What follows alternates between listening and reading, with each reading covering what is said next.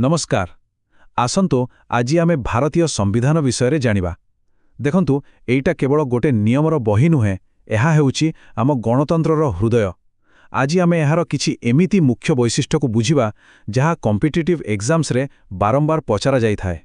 तेबे आज आमे कोन कोन देखिबा? प्रथमे संविधान रो गोटे छोट परिचय, तापरे एहार किछि मुख्य गवर्नमेंटल फीचर्स आउ ता सहित सबु शेड्यूल्स को गोटी गोटी करी बुझिबा। आउ हां, शेषरे सबुठारो इम्पोर्टेंट गोटे बढ़िया ट्रिक जा द्वारा सबु किछि सहजरे मने रहि जिवो। अच्छा, तेबे आसंतु आरंभ करिबा। आपण माने जानिछंती कि आम भारतर संविधान होउची पूरा दुनियार सबुठु लंबा लिखित संविधान। किंतु काहींकी एते बड़ काहींकी? चलंतु याहारी भितरकु जाई देखिबा। देखंतु एहार कारण हेउची एहार आकार। जेतेबेले आम संविधान आरंभ हैला सेतेबेले थिला 395 आर्टिकल्स, 22 पार्ट्स आउ 8 शेड्यूल्स। किंतु आजिर तारिखरे एहा बढ़ी जाइछि। एबे अछि प्राय 448 आर्टिकल्स, 25 पार्ट्स आउ 12 शेड्यूल्स। गोटे कथा एठी मार्क करंतु, पार्ट 7 को डिलीट करा जाइछि आउ किछि नुआ पार्ट्स जेमिति कि IVA, IXA, IXB आउ 14A ऐड करा जाइछि। मने रखंतु ए जो नंबर्स अछि ना, ओरिजिनल आउ प्रेजेंट, एटा एग्जाम पई बहुत इंपोर्टेंट। अच्छा, आमे कहिले आमर रिटन कॉन्स्टिट्यूशन बा लिखित संविधान। तेबे रिटन आउ अनरिटन भितरे फरक कौन? भाबी नियंतु आम भारतर संविधान गोटे बंधा बही भली, जोंथिरे सबु नियम सुंदर भावे लेखा होईछि। एहाकु बदलेबा सेते सहज नुहे। किंतु अन्यपटे देखंतु यूकेर संविधान, सेटा गोटे खोला कागज भली, कोनोसी गोटे बहिरे लेखा नाही। एहा परंपरा उपरे चाले आउ एहाकु बदलेबा टिके सहज। ठीक अछि, तेबे संविधानर बेसिक इंट्रोडक्शन परे एबे आसंतु देखिबा आम सरकारर किछि की फीचर्स, माने आम गणतंत्रर मूलदुआ कौन ताहा उपरे नजर पकेबा। आम देशरे पार्लियामेंट्री फॉर्म ऑफ गवर्नमेंट चले। एहार सीधा सरल अर्थ हैला जेउ पॉलिटिकल पार्टी इलेक्शन रे सबुठु अधिक सीट जीते सेही सरकार गढ़े। आउ एही कॉन्सेप्टटा आमे यूके कॉन्स्टिट्यूशन रु आनिचु। एटा बहुत कॉमन MCQ क्वेश्चन मने रखिबे। एटी एग्जीक्यूटिव माने आम मंत्री माने लेजिस्लेचर रो अंश, जहा कि प्रेसिडेंशियल सिस्टम ठारू पूरा अलगा।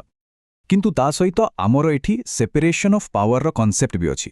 माने सरकार रो तीनोटी मुख्य अंग अछि आउ समस्तंकर काम अलगा अलगा। देखंतु लेजिस्लेटिव रो काम हैला आईन थियारी करिबा, एग्जीक्यूटिव रो काम हैला से आईन को लागू करिबा, आउ जुडिशियरी माने आम कोर्ट सेही आईन ठीक कि भूल ताहा देखे। एमाने तीन जन मिसी गोटे चेक एंड बैलेंस सिस्टम थियारी करंती। ओके, तेबे सरकार रो मूल ढांचा तो बुझी गले।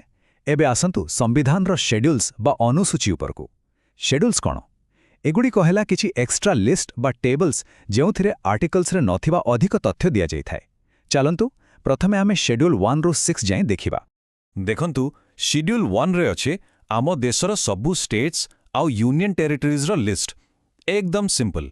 शेड्यूल 2 रे अछि बड़ बड़ पदाधिकारी जेमिति प्रेसिडेंट, गवर्नर, जजेस एमानंकर दरमा बा एमेलमेंट्स कथा। शेड्यूल 3 रे अछि एमानंकर शपथ ग्रहण बा ओथ्स एंड एफर्मेशंस। आउ शेड्यूल 4 एटा राज्यसभार सीट एलोकेशन विषय कहे, माने केउ राज्य को केते सीट मिलिबो।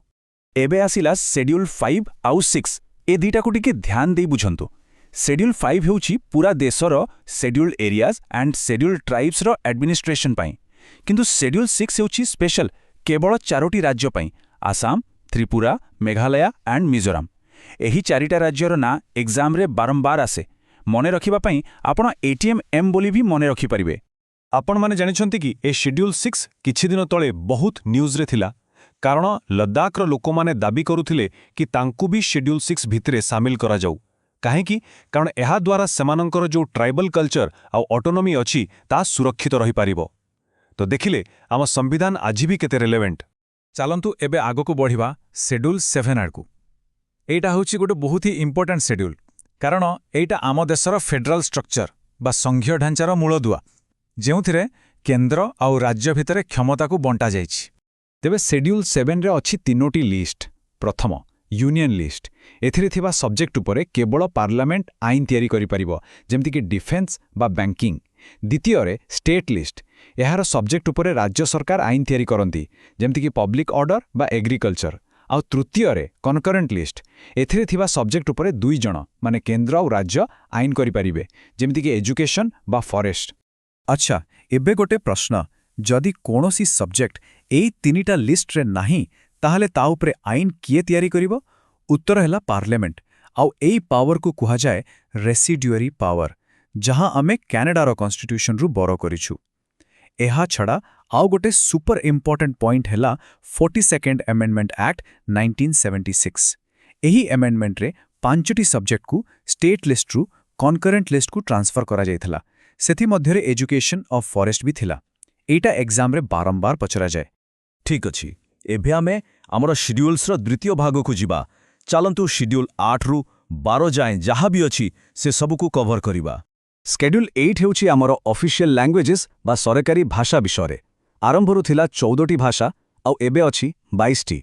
मने रखिबाकू हेबो कि 21st अमेंडमेंट रे सिंधी ऐड हला, 71st अमेंडमेंट रे कोंकणी, मणिपुरी आउ नेपाली ऐड हला। तापरे 92nd अमेंडमेंट रे बोडो, डोगरी, मैथिली आउ संथाली ऐड हला। आउ आम पई सबुठु इंपोर्टेंट हला 96th अमेंडमेंट 2011 जोंथरे ओरियारो ना बदली ओडिया हला। एबे देखिबा शेष चारोटी। शेड्यूल 9 लैंड रिफॉर्म्स एहाको फर्स्ट अमेंडमेंट रे ऐड करा जायथिला। शेड्यूल 10 एंटी डिफेक्शन लॉ माने दलबदल विरोधी आईन एहा 52nd अमेंडमेंट रे आसिला।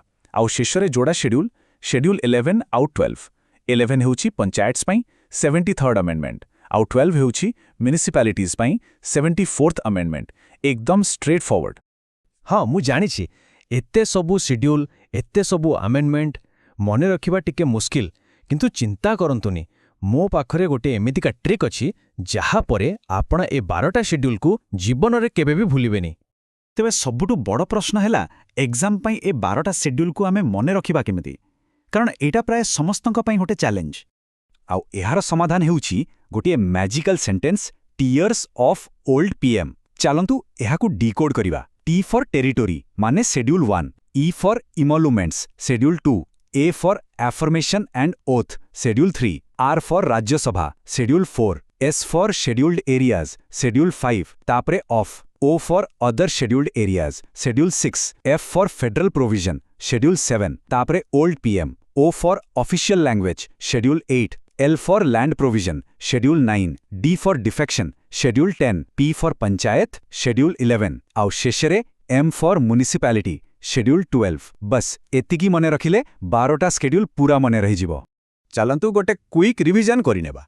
मने पकांतु schedule 1 T for territory, schedule 7 F for federal provision माने से 3 लिस्ट्स और शेड्यूल 10 डी फॉर डिफेक्शन माने एंटी डिफेक्शन लॉ। देखले केते सहज। जिबा आगरु आपण मानंको पई गोटे प्रश्न छाड़ी जाउछि। भाबी कि कहिबे आम संविधानर एमिति केउ फीचर अछि जहा आम देशर यूनिटी एंड इंटीग्रिटी को बजाय रखिबा पई सबुठु अधिक जरूरी। एहा उपरे निश्चय चिंता करिवे। आजि पई एतिकी आपण मानंकर परीक्षा पई अनेक शुभकामना।